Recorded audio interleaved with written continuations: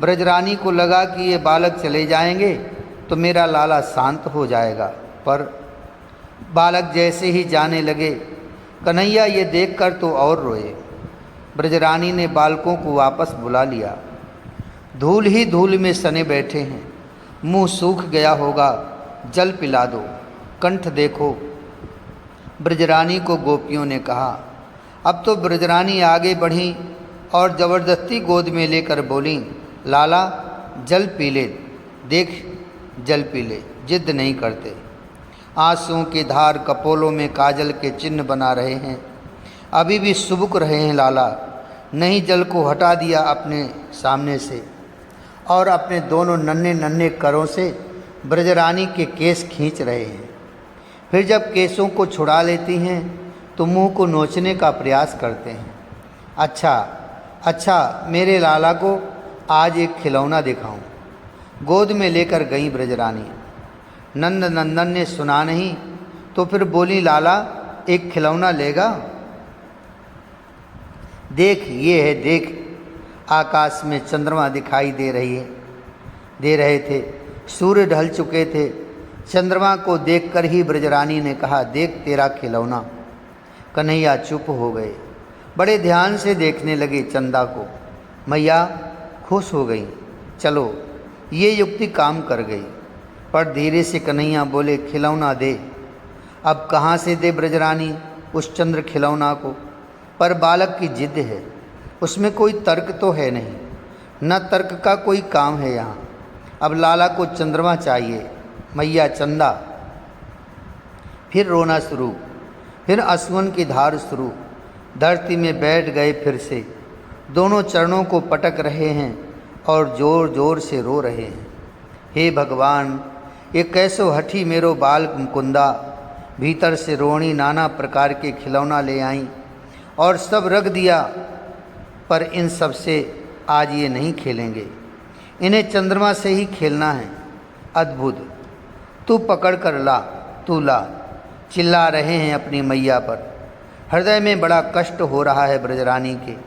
कोमल सा मेरा लाला आज दोपहर से ही रो रहा है, रूठ गया है ये, अब कैसे मानेगा?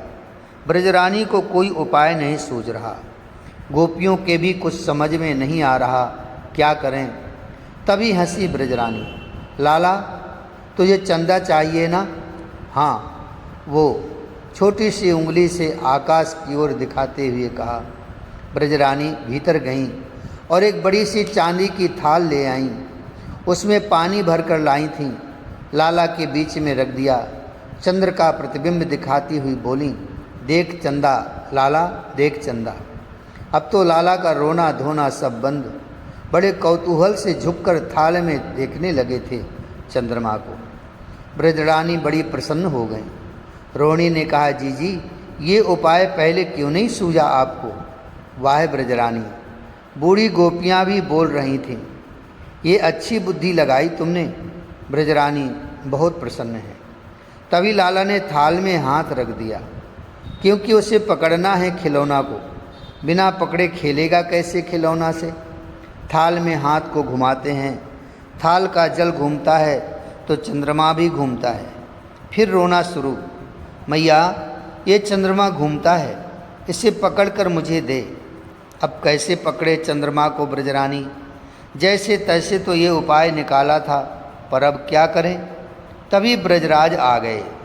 लाला ने ब्रजराज को देखा तो और रोने लगे, जोर से रोने लगे।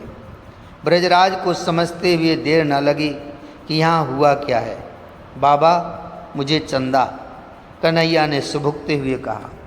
अरे ये भी रो रहा है, चंदा भी रो रहा है, देख लाला। बाबा ब्रजराज ने अपने कुंवर को पुचकारते हुए कहा। चुप हो गए कन्हैया। अब देख, चुप हो गया ना चंदा भी।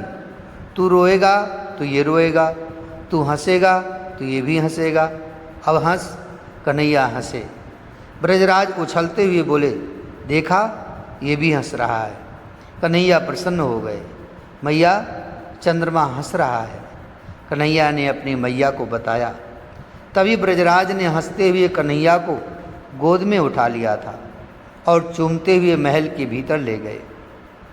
सारी गोपियां लौट गईं अपने अपने घरों की ओर, पर दुखी हैं लौटते हुए।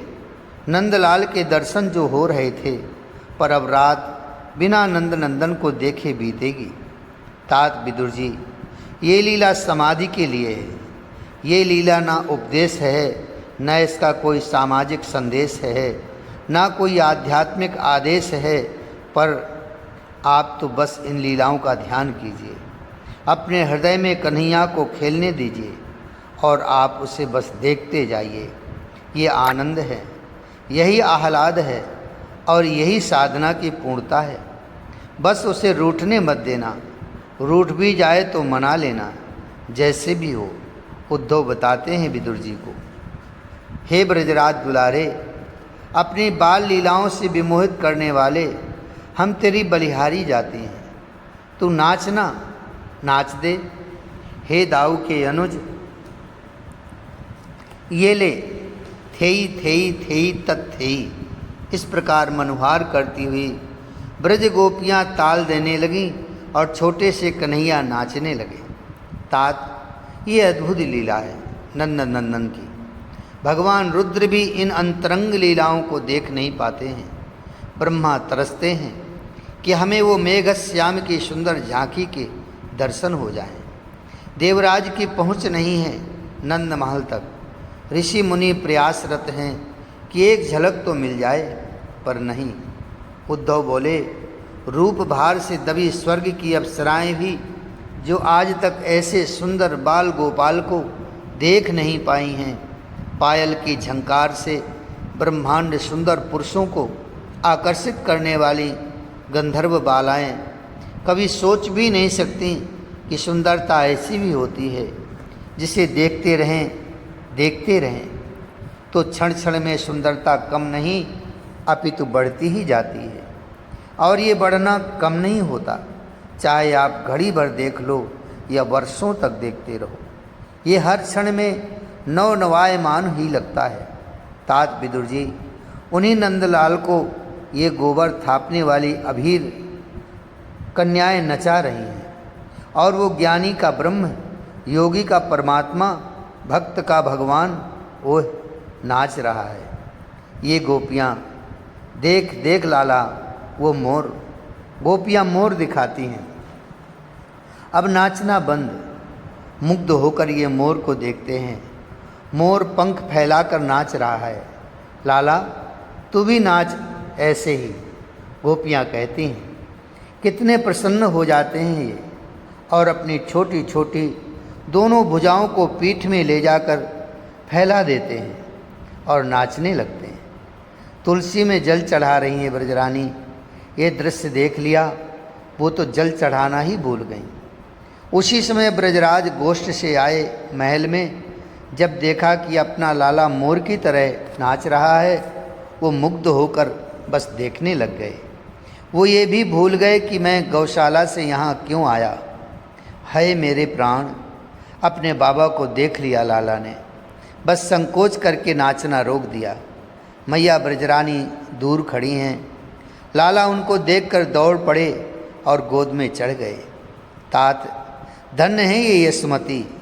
आहा, माताओं का हृदय वैसे भी वात्सल्य रस से ओतप्रोत होता है, फिर उसमें ब्रजरानी। स्नेह का कैसा अद्भुत विस्तार है। किन स्वर्गीय उपादानों से निर्मित किया जाए,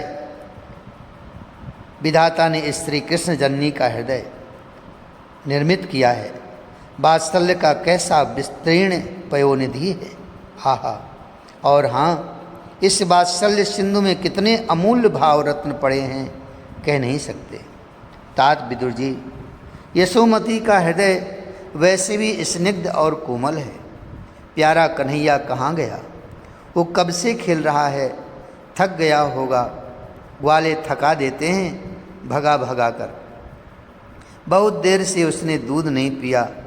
दाऊ भी तो उसके पक्ष में नहीं खड़ा होता, वो भी अन्य ग्वालों की बातें सुनता है। अंतःकरण ही कन्हैया बन गया है ब्रजरानी का। उफ, ये यशोदा है, कोई साधारण नहीं, सबसे छोटी हैं। हाँ, सबसे छोटी हैं मैया यशोदा। कहते हैं नंद बाबा से 10 वर्ष छोटी हैं। इनकी सब जेठानी हैं, क्योंकि सबसे छोटी यही हैं। पर यशोदा मैया छोटी कहाँ हैं, ये तो सबसे बड़ी हैं। हाँ, सबसे, इससे बड़ा कोई नहीं है। तात, आप ही बताइए, परम ब्रह्म को जो अपनी गोद में खिला रही हो, उससे बड़ा कोई होगा? भाव में पूरी तरह डूब गए हैं आज उद्धव। आज लो, आज दाऊ की कुशल नहीं है, क्योंकि कन्हैया ने शिकायत जो कर दी अपनी मैया से दाऊ की, और रोते हुए शिकायत की। रो रहे हैं, दोनों हाथों से आंसू पोंछ रहे हैं, सांस लेते हुए भी बोल रहे हैं और सांस छोड़ते हुए भी। अद्भुत झांकी है इनकी तो। कन्हैया छोटा है तो क्या हुआ, पर लगने वाली बात तो सबको लगती ही है, चाहे छोटा हो चाहे कोई बड़ा हो। अच्छा बता, बात क्या है? ब्रजरानी ने भी पुचकारते हुए पूछा। दाऊ ने कहा, मुझे तो मैया यशोदा का जाया नहीं है, तुझे तो मोल से खरीदा गया है। लाला आंसू पोंछते हुए बोल रहे हैं। जब मैंने कहा नहीं मेरी मैया तो यशोदा ही है, तब बोलते हैं दाऊ कि तू काला और मैया गोरी और बाबा भी गोरे, इसलिए तू मैया यशोदा और बाबा नंद का जाया नहीं है। कोई बात नहीं लाला, दाऊ से कट्टी कर दे, मत बोलना अब दाऊ से। मैया ने अपने लाल को पुचकारा। मैया, दाऊ ही कहे तो कोई बात नहीं, पर दाऊ ने अन्य सभी सखाओं को भी ये सिखा दिया है कि मैं तेरा बेटा नहीं हूँ, मुझे तूने खरीदा है। फिर रोना शुरू। तू मार उसे, तो पीट दाऊ को। कन्हैया रोते जा रहे हैं और कहते जा रहे हैं, मैया दाऊ के कहने से चुटकी दे देकर मेरी हंसी करते हैं। मेरे सखाओं को भी दाऊ ने अपनी तरफ कर लिया है। अच्छा, छोड़ दाऊ को, छोड़ दे। मैया ने इस बात को सरलता से कहा, पर बालक की बात को माँ सरलता से ले कैसे सकती है? दहाड़ मार कर रोने लगे कन्हैया, धरती में गिर गए, दोनों चरणों को पटकने लगे और हिलकियों से रोते हुए बोले, तू दाऊ को क्यों मारेगी? तू तो मुझे ही मारेगी, मारना पीटना तो मुझे ही है। बस इतना सुनते ही ब्रजरानी का हृदय भर आया। उठाकर लाला को मुख चूम लिया और बोले, बेकार है दाऊ, मैं उसे जन्म से ही जानती हूँ। लाला, तू दाऊ की बातों पर क्यों विश्वास करता है? वो झूठा है, वो कुछ भी बोलता है। अच्छा, तुझे विश्वास नहीं है मेरी बात का तो सुन। गायों की सौगंध खाकर कहती हूँ, अपने संपूर्ण गौधन की सौगंध खाकर कहती हूँ, तू ही मेरा पुत्र है और मैं ही तेरी माँ हूँ। ये कहते हुए मैया यशोदा के नेत्रों से अश्रु बहने लगे थे। पता नहीं क्या हुआ था इस ममता की मारी को। अपनी मैया को रोते हुए जब कन्हैया ने देखा तो पुचकारते हुए मैया को चुप कराने लगे। मैया भाव में भर गई थी, वो अपने लाला की लीलाओं में खो गई थी। वात्सल्य का ज्वार उमड़ उमड़ आया था। तभी सामने एक पोखर था। पोखर में कमल खिले थे, उन कमलों में अनगिनत भंवरे थे। वो गुनगुना रहे थे, मैया मैया गूं ऊं। भंवरे की नकल करने लगे लाला। तो मैया हंसी। मैया को हंसते हुए देखकर लाला प्रसन्न हुए। नाच। यशोदा मैया मुग्ध हो गईं और अपनी गोद से उतार दिया। लाला नाच। मैया के कहने पर लाला नाचने लगे। हा हा, ताली बजा रही हैं ब्रजरानी और उनके लाला नाच रहे हैं। ध्यान में डूब गए थे उद्धव इन लीलाओं का गान करते हुए। उस ग्वालिन का नाम था प्रभावती। समस्त गोकुल की गोपियों में इसका प्रभाव अच्छा था। ये अपने को सबसे बुद्धिमान और चतुर समझती, सुंदर थी, किंतु जितनी सुंदर थी उससे ज़्यादा अपने को मानती। पर तात एक दिन नंद नंदन को इसने देख लिया। मुंह में माखन लगा है और अंगूठा दिखाते हुए चिढ़ा रहे हैं। उफ, वो झांकी, बस इसी झांकी ने इसे बाबरी बना दिया था। इसकी बुद्धि अब कन्हैया के पास है। ये कुछ भी सोचती है कन्हैया के बारे में ही सोचती है। मुंह में माखन लगा है और अंगूठा दिखा रहे हैं। इसके कलेजे में गड़ गई थी एक छवि। सबको पता है प्रभावती में कितनी अकड़ है, पर ये लगन ऐसी है कि अच्छे अच्छों की अकड़ निकाल दे। फिर इसकी लगन तो कन्हैया से लगी थी। बेचारी अपने स्वाभिमान को ताक में रखकर आ गई। आज तो नंद महल में द्वार पर खड़ी है, पर कोई दिखाई नहीं दे रहा इसे। इसने धीरे से महल के भीतर झांका। ओह, ब्रजरानी की गोद में कन्हैया बैठे हैं। इसने देख लिया। श्याम घन नीलमणि, केस घुंघराले काले, उनको ही बांध दिया है ब्रजरानी ने, और ऊपर एक मयूर का पक्ष लगा दिया है। अधर लाल हैं और पतले हैं। प्रभावती छुप के देख रही है। ब्रजरानी इधर उधर देखती हैं। दही मथना, और ये कन्हैया अब दूध पीने के लिए मचल रहा है। क्या करूं?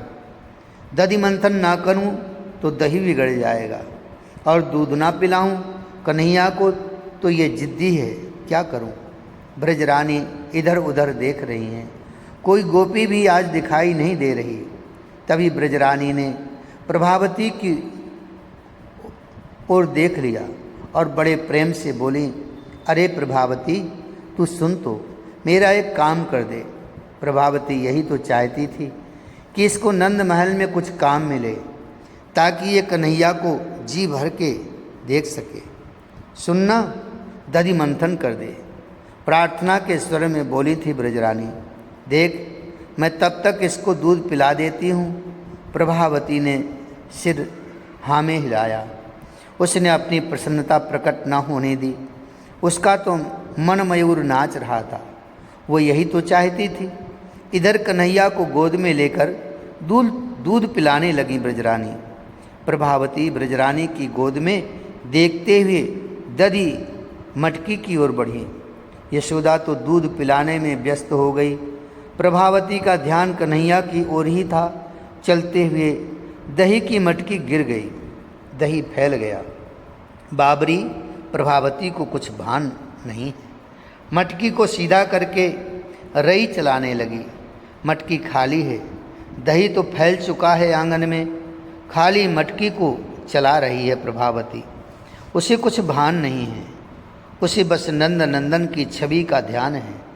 फिर मन में सोचती है, क्या भाग पाया है इस ब्रजरानी ने। आहा, ऐसा सुंदर गोपाल गोद में है और दूध पी रहा है। अरे, अपने को संभाल, ब्रजरानी ने पीछे से आवाज़ दी। प्रभावती को अब होश आया। उसने जब देखा आंगन में दही फैला हुआ है और वो खाली मटकी में रई चलाई जा रही है, अब तो प्रभावती संकोच और लज्जा के मारे धरती में गड़ी जा रही थी। पर ब्रजरानी ने भी प्रभावती को कुछ नहीं कहा। बेचारी ने एक बार फिर यशोदा जी के गोद में देखा। दूध मुंह में फैला हुआ था कन्हैया के, और वो मुस्कुरा के प्रभावती की ओर ही देख रहे थे। इस मुस्कुराहट ने अग्नि में घी का काम किया था। प्रभावती चली गई अपने घर, किंतु दूसरे दिन आज फिर आ गई और द्वार से खड़ी होकर महल के भीतर देख रही है। ये प्रभावती ब्रजेश्वरी दूध पिला रही है, पर कन्हैया मान नहीं रहे। दाऊ भी खड़े हैं बगल में। उन्होंने तो पी लिया। देख, तेरा भाई दूध पी लेता है, तू नहीं पीता, तू गंदा है। मैं गंदा नहीं हूँ, चिल्लाए कन्हैया। प्रभावती मुग्ध हो गई। उसे यही तो चाहिए था। आहा, उसका हृदय गदगद हो उठा। कन्हैया, भीतर से चीत्कार उठी हो। देख देख लाला, गोद में बिठा लिया ब्रजरानी ने। तू तो राजा बेटा है, तू तो सबसे अच्छा है। मुख चूम रही है अपने लाल का। दूध पीला लाला। ब्रजरानी ने फिर दूध पिलाना चाहा। नहीं, मैं दूध नहीं पीऊँगा। फिर मना। प्रभावती देख रही है। देह भान भूल गई है ये। अच्छा देख, तुझे चोटी बड़ी करनी है ना? मैया ने ये भी पूछ लिया। फिर बोली, दाऊ भैया की चोटी कितनी बड़ी है, और तेरी तो नेक सी है, इतनी सी। मुझे भी चोटी बड़ी करनी है। कन्हैया फिर मचले। प्रभावती हंस पड़ी। वो आनंदित हो उठी। तू दूध पी। दूध पिएगा तो चोटी बड़ी होगी, नहीं तो दूध पीने से चोटी बड़ी होती है? भोलेपन से पूछा। और क्या, ले पी। दूध का कटोरा मुंह में लगा दिया। प्रभावती छुप छुप कर देख रही है। एक घूंट पिया, फिर चोटी नापने लगे। चोटी तो बड़ी हुई नहीं। कन्हैया ने पूछा, पूरा दूध पिएगा तब बड़ी होगी, दूध पी। प्रभावती देख रही है, नापते जा रहे हैं चोटी और दूध पीते जा रहे हैं। अपने को भूली सी वो प्रभावती अपलक देख रही है कन्हैया को। रोश में आ गए लालन, मुंह फुला लिया गेंद की तरह, कमर में हाथ रख लिया। झूठी है तू मैया, चोटी तो बड़ी हुई नहीं। हंसी फूट पड़ी यशोदा की। पकड़कर अपनी हेसे लगा लिया था अपने प्यारे बाल गोपाल को। उफ, प्रभावती की दशा देखने जैसी थी। तीसरे दिन फिर आई प्रभावती नंद महल में। इसका मन नहीं लगता अब घर में। ये तो बस घर का काम किसी तरह कर लेती है, चिर अभ्यास बस। बाकी इसका मन तो नंद नंदन में ही अटक गया है। ब्रजरानी ने आज नाना प्रकार के मिष्ठान्न बनाए हैं और उन्हें सजाकर एक बड़ी सी थाल में रख दिया है। मनुहार कर रही है, लला खाओ मिठाई। मुझे नहीं खाना, जिद्दी है ये बाल गोपाल। मिठाई खाना तो अलग बात है, ये तो उस तरफ देख भी नहीं रहे। प्रभावती विचार करती है और मन ही मन पूछती है, फिर क्या खाना है लालन तुम्हें? मुझे माखन खाना है, खींच कर बोले। प्रभावती आनंद सिंधु में डूब गई। आहा, माखन प्रिय है मेरे कन्हैया को। कन्हैया के अमृतमय वचनों को बड़े ध्यान से सुन रही है ये ग्वालन। उन अमृत वचनों के श्रवण से उसमें मत्तता छाई जा रही है और उसी मत्तता के कारण प्रभावती में एक भावना जागृत हुई और ये भावना सच्चे हृदय की थी। क्या कभी कन्हैया मेरे घर भी आएंगे? क्या कभी कन्हैया मेरे घर आकर माखन भी खाएंगे? पर प्रभावती फिर शांत हो गई। नहीं आएंगे, मेरे घर ये नहीं आएंगे, क्योंकि मुझे देख लेंगे तो इन्हें संकोच होगा। फिर तुरंत प्रभावती सोचती है, नहीं नहीं, जब ये मेरे घर आकर माखन खाएंगे तब मैं इनके सामने नहीं आऊँगी, छुप कर इन्हें देखती रहूँगी। ओह, कितना आनंद आएगा मुझे ये सब देखकर, मैं तो निहाल हो जाऊँगी। फिर उदास हो गई। मेरी कामना पूरी होगी? नहीं होगी। मेरी ये साध पूरी। प्रभावती अब धीरे धीरे अपने घर की ओर चली। तात विदुर जी, ये कन्हैया है, सबकी सुनता है और सच्चे हृदय से कोई कामना करे तो ये अवश्य पूरी करता है। सूरदास प्रभु अंतर्यामी, ग्वालिन मन की जाने। जय जय श्री राधे, जय जय श्री राधे, जय जय श्री राधे। श्री कृष्ण गोविंद हरे मुरारे, हे नाथ नारायण वासुदेवो। श्री कृष्ण गोविंद हरे मुरारे, हे नाथ नारायण वासुदेवो। हे नाथ नारायण वासुदेवो, हे नाथ नारायण वासुदेवो, हे नाथ नारायण वासुदेवो।